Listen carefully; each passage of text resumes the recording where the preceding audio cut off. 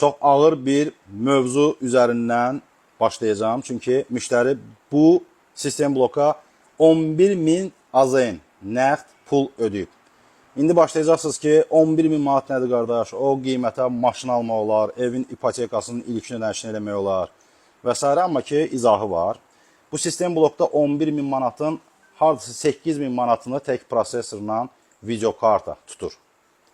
İndi deyəcəksiniz ki, videokarta qardaş 3.000-ə, 5.000-ə də almaq olar Hövsan City-dən. Amma ki, o qiymətə siz ancaq işləmiş ala bilərsiniz. Burada olan detallar isə hamısı yeni 0.0-dur və 12 ay zəmanətlə.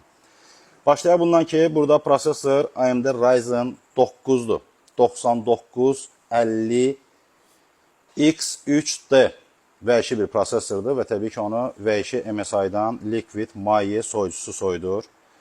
Bütün detallar xatırladım ki, çox bahalı bir X870 platasının üzərinə yığılıb. Qiymətin belə yüksək olmasına günahkarlardan biri də ki, operativ yaddaşdır. Çünki burada 64 GB operativ yaddaş durur və 2 TB-daki Samsungdan Pro seriyası M2 sürətli SSD. Videokarta yəqin ki, təxmin etdiniz ki, burada RTX 5090 olacaq. 32 GB-lıq özdə Asus TUF Gaming-dən.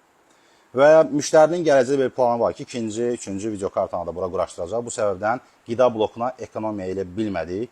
1650 Watt-lı Gold sertifikatından bir güc bu sistemi işə salır. Case də ucuz deyil. Case'in ayrıca qiyməti təxmini 400-450 manat olmalıdır. MSI-ın belə bir MAG modelini bilmirəm, amma super bir modeldir. Onu case deyə bilərəm. Belə.